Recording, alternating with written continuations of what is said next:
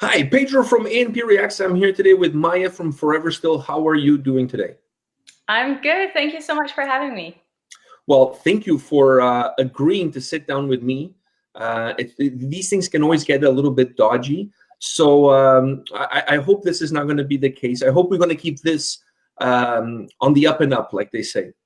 Well, it's up to you, isn't it? Well, it's up to the both of us. It all depends on where you take me, because my questions, even though I have a set of questions, at the end of the day, it really depends on where your answers go, because sometimes your answers will end up creating more questions instead of just providing answers. But I mean, that's the good kind of conversation. That's the one you want to have. Exactly. And to be honest with you, that's exactly where I want to go. I really like to feel comfortable, and I want you to feel comfortable, because at the end of the day, it's not just about answering questions. It's really about the two of us sitting here and having a lovely chat on this Saturday afternoon for me, and I believe it's Saturday evening for you. Yes, that's true. It's around 9:30, close. So I'm in Toronto, Canada. You are in Denmark, right? Yes, absolutely. Copenhagen, Denmark. All right. I've never been there, but I'm sure it's a lovely place. It is. I have been to Toronto, actually. I went with my family at some point where we were just driving, around the States and up and hitting Canada and down again. So it was pretty cool. Yeah, I mean, I would love to see you coming back, but this time not on a family vacation. I would want you to bring the band and play some gigs and things in Toronto. Hopefully that's in the cards for a not too distant future. I really hope so. So let's get this started. I really want to get started by talking about the new album. You guys released an album with Nuclear Blast not too long ago, Breathe in Colors. This is the band's second full-length album. What was the creative process behind this record, this specific record? Well, actually, really nice and really pleasant. So far, we've been lucky enough not to be, what can you say, creatively exhausted at all. We've just been, we finished up Tie Down. We went on a bunch of tours there, but then it was like so natural for us to go right back into that writing stage. And we were, we were really in the mood for it. We had so much to say and so much we wanted to share. So it was actually really nice, and we love being in the studio. Do you guys wait until you go into the studio to start working on the songs, or is this something that you prep a little bit beforehand? You come in already with some riff ideas, some lyrics. How is the exact process? Well, a bit different for us, I guess, than for a lot of bands, because we don't really go into the studio like that. We have our home studio, so basically from day one, as we start writing demos and everything like that, we're in the studio. And sometimes some of those very first, demo ideas and riffs and stuff like that, they make it onto the final album just because we love, the energy and authentic vibe in it. So you guys have your own little studio. That's very interesting. Yeah, we have a studio in our own home, so that's where we can do most stuff, at least. Do you feel like this way it allows you to be a little bit more creative, not only with your time, but also creative with the music that you put together? I mean, I think it's a really good option to be able to, you don't have to like finish everything, then you go into the studio and you're just done. I mean, we've been known to change things like up until the very last point, but just because we decided, I wanted something different, or kind of something is missing here, and what if we change this guitar part, or what if the vocals did this, and we're able to do that, from the very first day experiment to the almost the very last day until we, start at least mastering the album and really wrap it up. We're able to change these little things so we can keep nitpicking, not in a bad way, I think, because we have, we have a deadline, we have to finish stuff. But it's really positive not to have to limit yourself to say, this is what we did. And, you change as a person and you develop even over like a short amount of time. So it's really awesome to be able to just say, actually, I wanted the vocal to go up there instead. And I can just go do that. Do you guys allow yourselves to perhaps cross into each other's domain? Like, for example, as far as the guitar playing is concerned, you don't play guitar, but do you guys have the freedom that you can, say, hey, maybe perhaps if you change that a little bit, you can make the song better, and vice versa? Your bandmates commenting on your vocal delivery on certain tracks. Are you guys comfortable enough that you allow yourselves that kind of free speech, if you will? Yeah, definitely. I mean, we're two people like writing the music, Mikkel, who plays live bass, and myself. And a lot of the times the songs are born from these instrumental ideas. He starts, sometimes it's the vocal ideas, for at least for a couple of the songs on this album.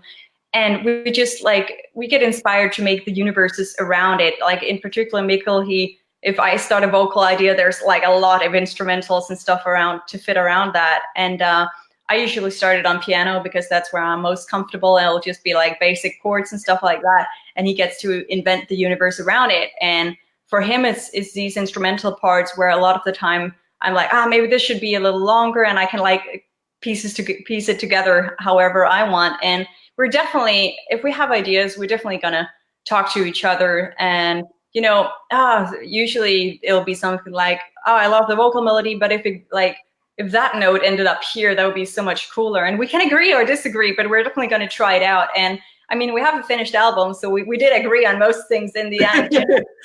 Yeah, the same thing with the guitars and everything. So definitely very collaborative for this album. This little thing takes me to my next question, which is about one of my favorite songs in the album. When I was listening to the album, I was thinking about the songs that I connected with the most. There were about 3, 4 that I really felt a strong connection with. But if I had to narrow down, if you point the gun to my head and you say pick one, it'd have to be Fight. Yeah.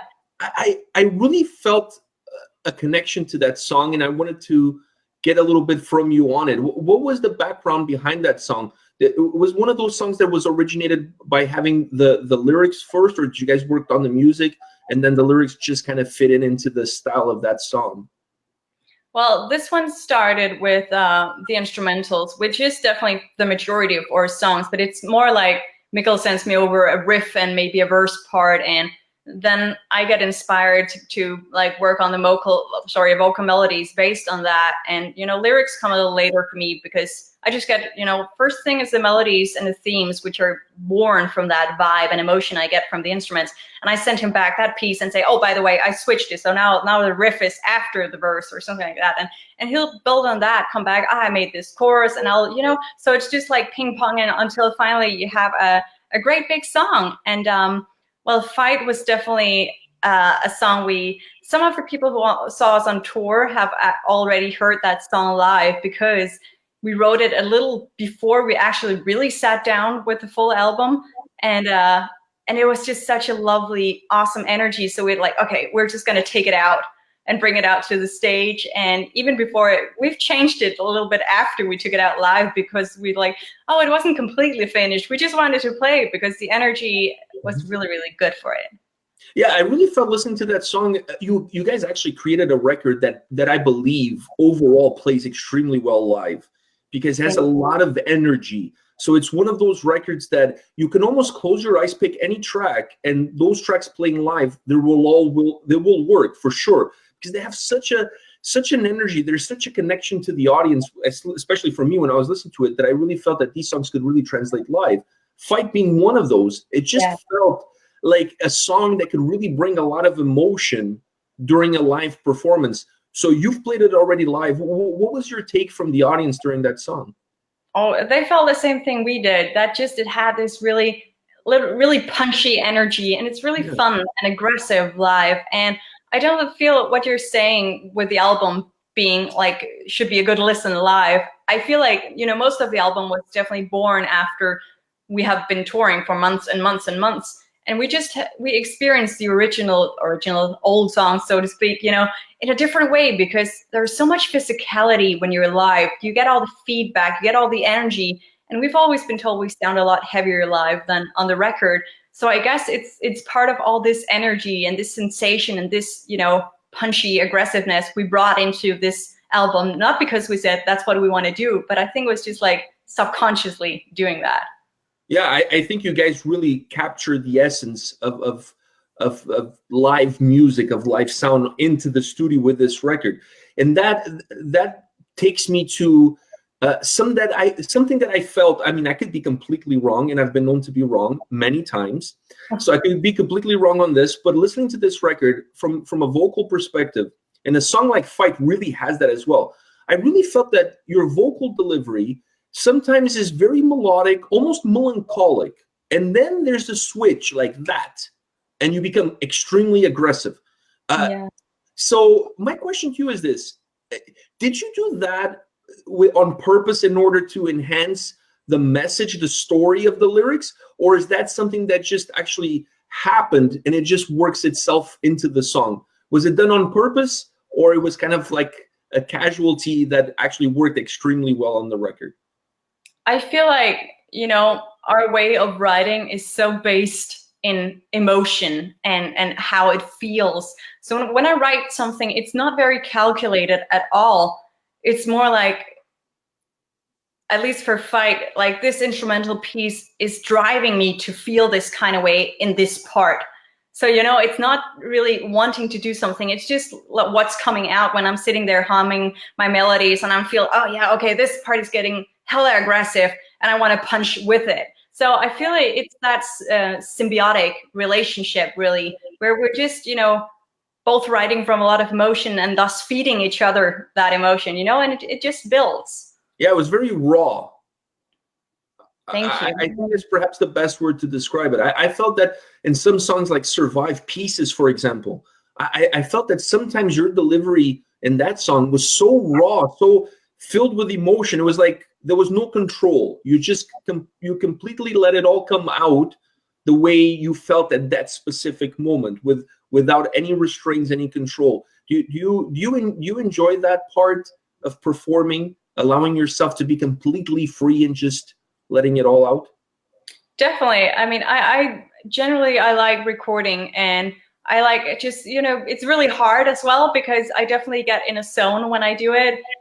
Mikkel will tell you I'm usually standing with my eyes closed and my hands like to the sides, and in front of me I'm very like feely, touchy in the air when I but you know, it's just so important for me to live in that moment and live in that song and give that honest and heartfelt delivery I had when I wrote it, because I wrote it like that because it definitely means something to me, and that's what I try to bring to the stage every time we have a live show as well.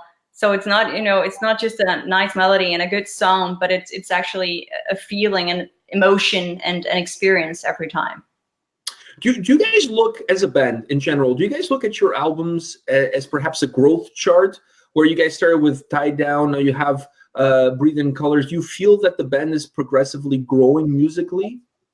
Oh yeah, I mean, it's hard to say since we don't have, you know, we don't have a whole back catalog where you can see us growing. But I definitely feel like, yeah, Tied Down is the album I'm super happy with as a debut album. But I definitely feel like on Breathe in Colors, we have just developed a little bit more. We've grown a bit more, and we've just been diving a little more into our sound and exploring that, and also experimenting with it a little bit more, and just, you know, like you say, digging at it a little bit more. So it has definitely, like you also said, become more raw, become more intense and more honest. I think it's part of the process that you find yourself.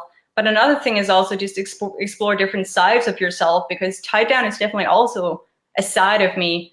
And now I'm in this new place. I have new feelings and emotions I want to explore. And next time it might be something completely different. But, you know, it's still all parts of oneself.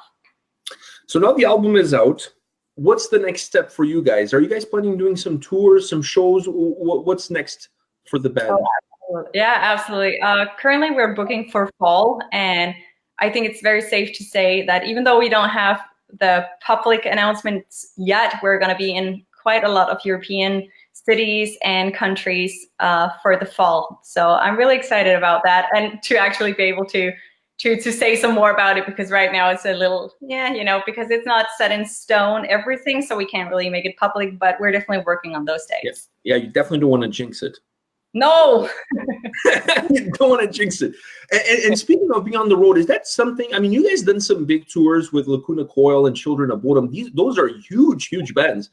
Do you enjoy the life on the road? Definitely. I mean, I don't personally have the need to be in a tour bus 365 days a year, but I absolutely love going out when we're going out. It's so different from, I love being at home writing the music. I love recording it and working on it and the whole creative process.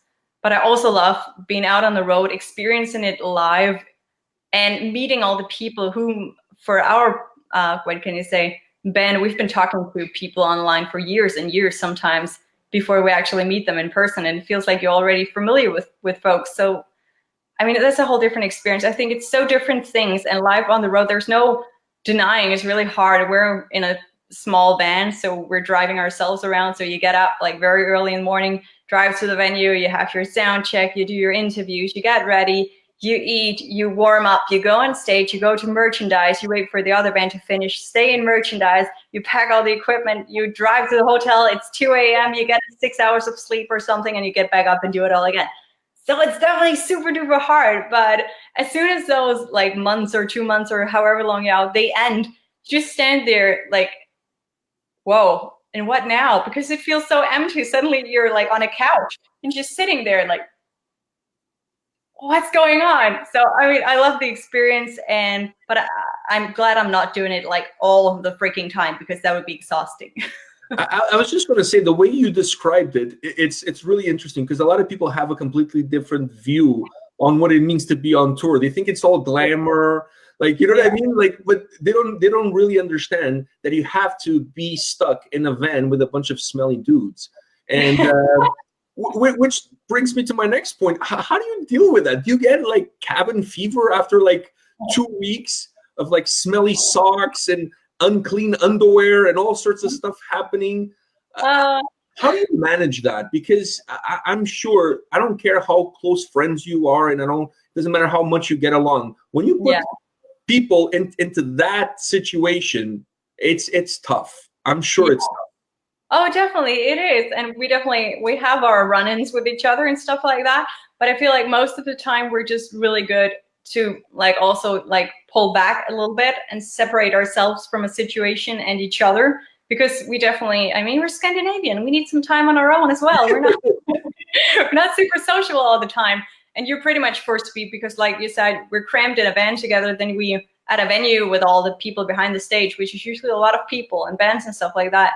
And then you go out and meet all the fans, and then you go to a cramped hotel room with all your best friends, you know. Oh, they're really nice. But like you say, when you're cramped together for those months, they become kind of annoying sometimes. But I feel like we're good at giving each other our space. We don't have that many smelly socks in the van. And I feel like we have front seats and back seats. Either you're driving or you're sleeping.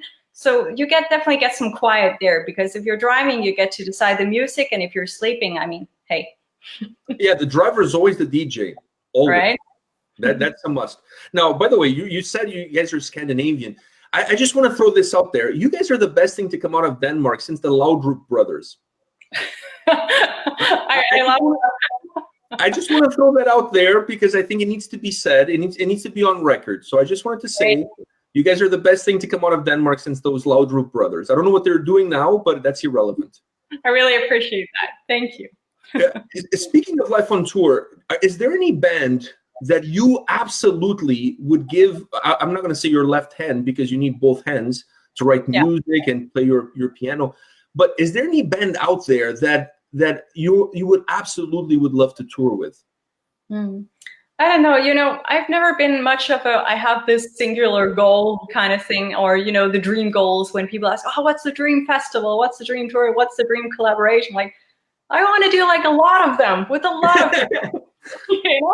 I don't know. We had some, like when we released the Breathing Colors title track, the single, somebody said, oh, this gives me Tool vibes. And I was like, I mean, I could tour with Tool any day. Tool, just call me and I'll be there. No doubt about it. First, they have to put an album out. I mean, we're still all waiting for that. We're all waiting for that, aren't we? So that one may take a little bit long. So you just want to be out there. You don't really have that specific like one, like you said, collaborations. Is there somebody that you feel like perhaps a duet down the road would work? Is there somebody you specifically would like to work with and do a ballad, a duet, something along those lines? Yeah, I feel like if I were to do a duet, it could be really fun to have it be a bit more of an aggressive one. Like, if it was one of our songs, I could definitely see Survive as this love-hate relationship kind of aggressive duet, instead of the heartbreak and all that jazz, which is very typical for ballads. So I guess I'd go with someone who has who would be able to do that switch between the very melodic and heavy vocals. I could definitely, speaking of Tool, again, a very great singer. Corey Taylor could be really cool for that kind of stuff as well. And I'm a really big fan of a Nothing More singer as well. I think Johnny is his name. Yeah. He's really, really competent. I've seen them live as well, and he's just like, he's freaking phenomenal. So Chino, Deftones could also be an option. I mean, any of them can call me any day. I actually see Nothing More live as well. And the only thing I would say about Johnny, from my personal opinion, I think you're going to disagree 100% on this. I just wished he would wear a T-shirt during his shows. That's it. I have nothing else to complain about. The dude has incredible vocals. Just wear a T-shirt and perhaps shoes. Because I honestly think, coming from a health and safety background, going sockless with no shoes on stage, I think it's an accident waiting to happen. Yes, I can agree. I can agree to that. That's going to be like a beer bottle kind of thing, something. Yeah, that could be it. Yeah, horrific, really. Over a cable or something like I don't know. I was really concerned for his health during the whole show. Yeah, also on that scorpion thingy. They had a super aggressive, higher energy, tumbling around show. So yeah, well, fingers crossed, nothing bad ever happens. I agree. Now, for yourself, when you're on the road, is there anything specifically that you do for your voice in order to keep it fresh?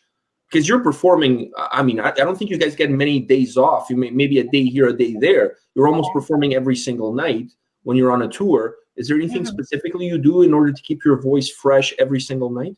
Yeah, I guess for our last big tour was with Children of Borden, where we played 6 nights a week, a 40-minute show.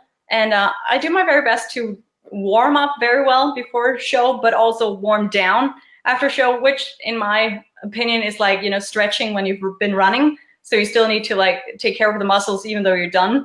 So I definitely do that religiously each and every day. And I do my very best to not talk a lot or over loud music. So when in the van, I can feel, when you can feel that point of where you're actually putting pressure on your voice. Those are the most dangerous kind of things, I think, because you are forced to, so to speak, to go out and meet with your fans, to do your interviews before shows. So you have to talk a lot. And that's definitely the kind of thing that has worried me, but has been like going really well so far, despite the tough schedule at times. So I do my very best to not like put any pressure on my voice besides where I absolutely have to.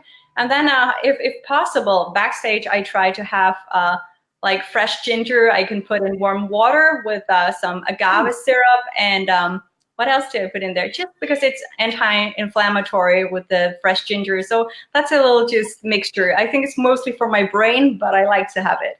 I thought you were going to go with vodka, but okay, I guess ginger will do.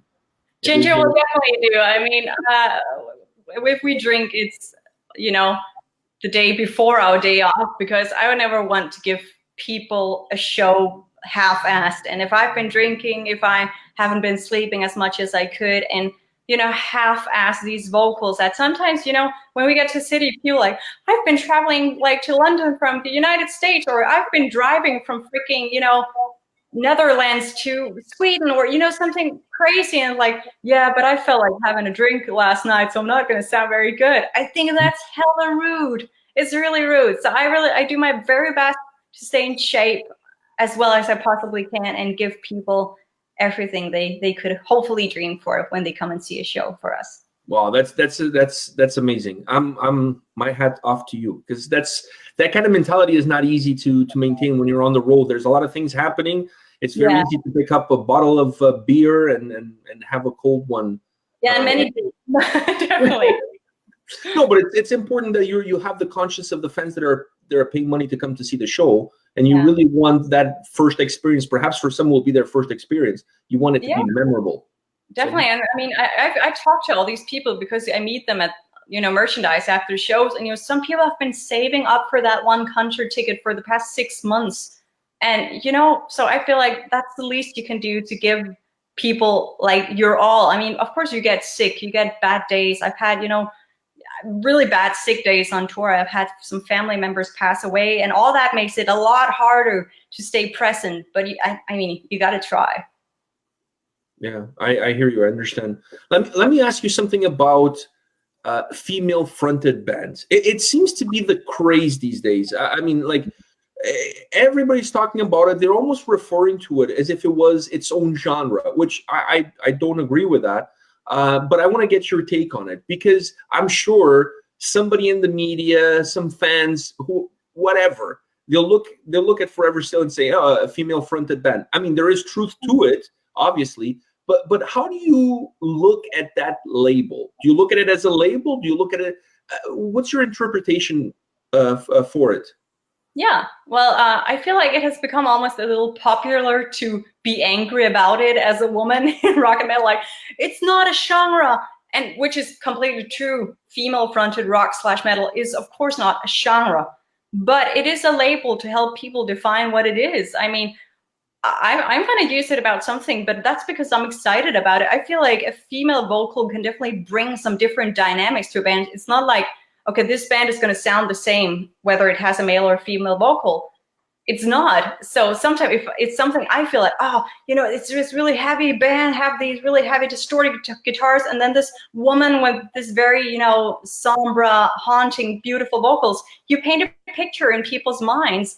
And I don't feel that's wrong. It's like describing a band that has this particular instrument that you really love. If it's a flute or something, oh, that's going to help shape something in people's mind. So I don't think it's a dangerous label to say that. I mean, we are a female-fronted rock metal band, but we don't play that genre because it's not a genre. We play rock, we play metal, we play whatever you want to call it, which is fine. But I feel like it's a good thing mostly because it helps people define usually something they really love and share something they love. It helps them describe it. And yeah, I don't think it's unhealthy. I mean, obviously we don't talk about the male-fronted rock and metal, but because that's all of them, you know. So the women are still the underdogs in this heavy music industry, and that's why people put a label on it to differentiate it from that other thing which is there. And I don't think that's so bad.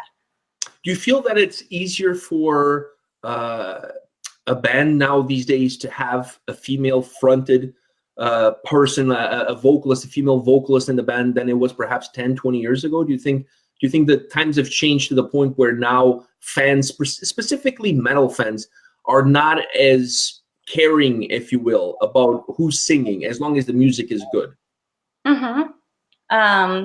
Well, I mean, it has definitely been hard for women to be in rock and metal early on, but I think there are so many great women and great bands who has definitely paved the way to make it a lot easier for, you know, artists emerging right now. And it's definitely becoming more normal, so to speak. I mean, that's not gonna stop you from getting really stupid comments like that are attached to you being a woman in a band, or even the guys. I've heard, you know, somebody say like, oh, why are you guys in a girl band? You know, that's kind of, how the frick is it a girl band? It's like one girl, you know?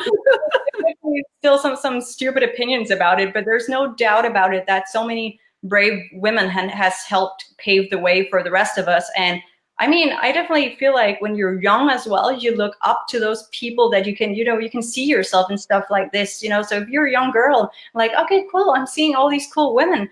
I didn't really think women could do that, but somebody's showing me something different. Maybe that's something I can do and something I want to do, instead of not being, you know, presented to it at all. Do you see yourself from that perspective? Do you see yourself as a role model to young girls that come to your shows and see you perform? I mean, I hope I can be an inspiration to young girls seeing that this is something they can do. It's not just a voice club. And I feel like, you know, that's not me in particular as this super woman, but just the visibility of more women in the music industry, especially in heavy music. I feel that's all going to help, because I didn't think about it when I was a kid, but when I was 13, I still started looking for those bands. Like, you know, some of the first bands I listened to were Flyleaf, you know, Evanescence and Nightwish with Temptation, these big ones that popped up. And it's like, yeah, those were definitely some of those I was drawn to. I listened to a lot of the other ones too with male vocalists, but I was drawn to those as well. And I didn't really think why. But I think it's safe to say that when you see that as a kid, you're kind of inspired to think, hey, that could be me. I can do this. That's amazing. It's interesting for me to hear your perspective on it, because obviously it offers a completely different perspective than I had. Because growing up myself, I never really looked at a band and decided if I was going to listen to it based on who was singing. To me, that was kind of irrelevant. It's more to me. There was other aspects that were factors. I remember when the Cranberries came out, and I started listening to the Cranberries, and I never once thought I'm going to listen to it or not, depending on who the singer is. It's never really been a factor. So and it's interesting to hear your take on that. Enough about music now. Enough about Forever Still. Enough about the new album. Enough about touring in smelly socks. Let's talk about you. What do you? I see some bird cages behind you there. So is that a bird cage? It looks like a bird cage. It is, but you know, more like an artistic kind of thing. And then I have this little body inside. Oh, that's cool. That's so cool. So it was actually, I can't remember her name because she's Italian, but it was this really wonderful girl whom I found her website and ordered some stuff because she made this amazing stuff. And she's like, oh, I know your band. I've seen you with Lacuna Coil and stuff like that. So she sent me this one as well, just as a little present, which was so sweet. So I've had it there on the wall ever since. That is really cool. So what do you do for fun? Like when you're not making music, when you're not thinking of the band, you're not thinking of touring.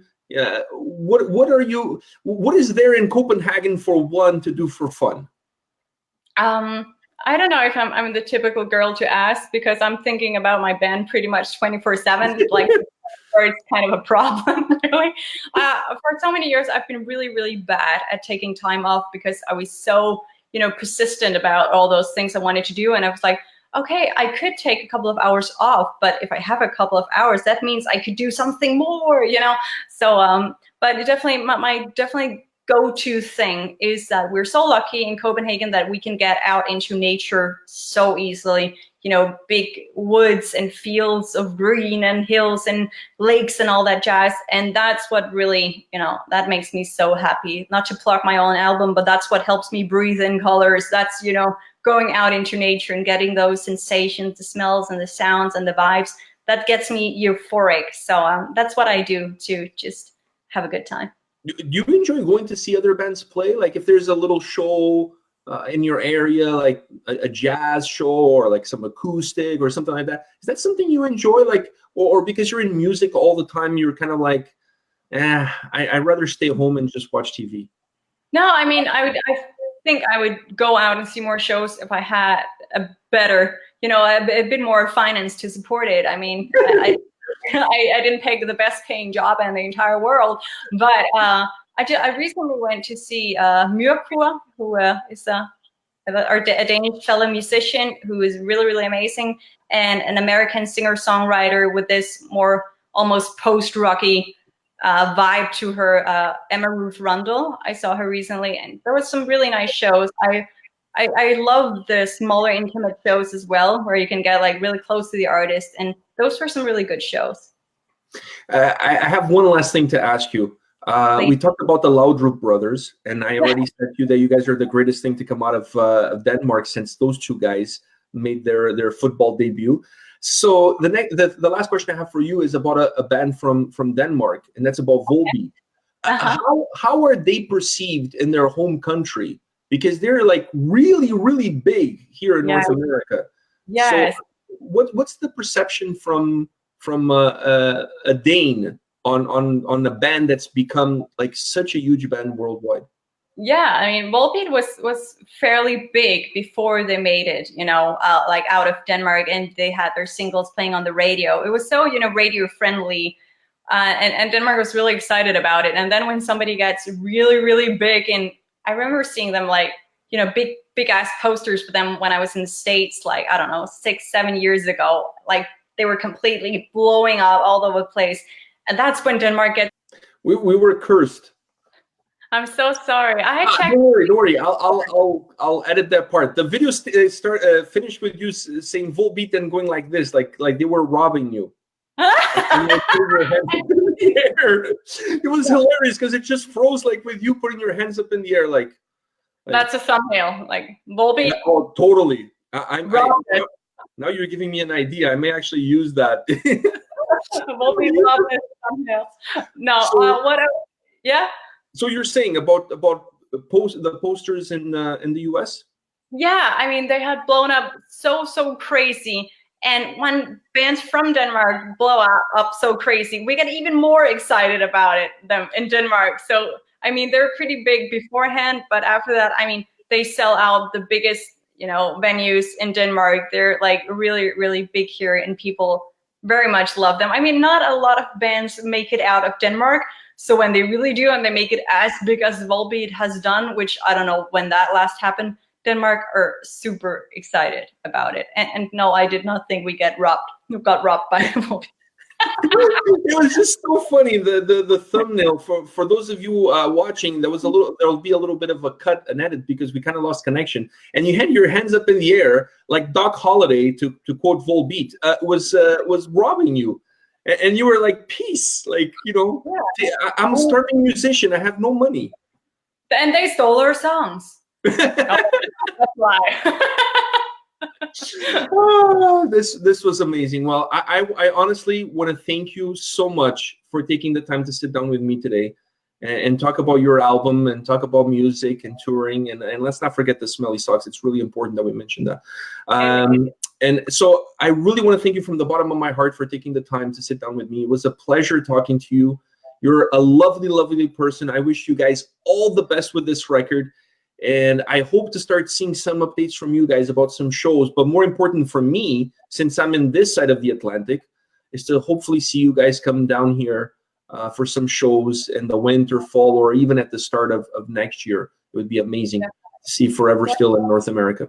Yeah. I mean, thank you so much for the kind words. And it's been a pleasure being here, because that's my favorite type of interview. It's just talking to a friend, and this is what it feels like, and it feels really good. And well, we're excited to share more shows and dates about that. And I mean, it's obvious we live in Europe, and we're gonna have to like build here, but we're gonna keep working hard, and then naturally we're gonna expand from that. So I think it's definitely only a matter of time and hard work, continued hard work. Well, I was gonna say, hard work, you guys have put in a ton. This record is really incredible. I really enjoyed listening to it. I really enjoyed the dynamics that it offered. And to me, more important, I love listening to a record that sounds like I'm listening to something live, even though it was recorded in a studio. So I always like that kind of a dynamic, because the album comes to life. So for those watching that haven't had a chance to check out the album, go pick it up. It's incredible. You are incredible. You vocally, exactly. We're keeping tabs. We're keeping tabs. Vocally, you were absolutely incredible. You killed it. I loved it.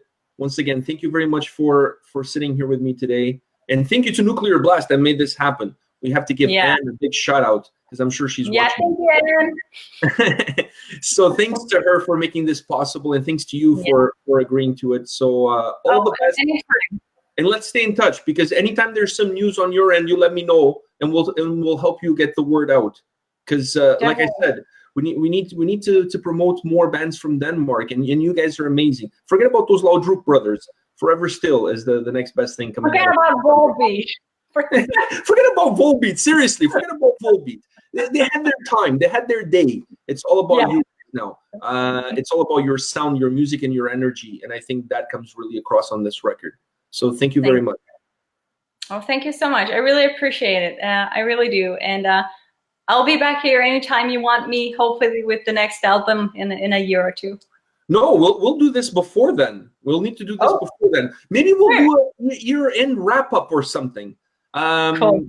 Something specifically, if you guys schedule a tour, something big like that, let's sit down and let's talk about it. For sure. Sounds good. All right, perfect. Thank you very much for your time. All the best with the record. Thank you so much. It was my pleasure.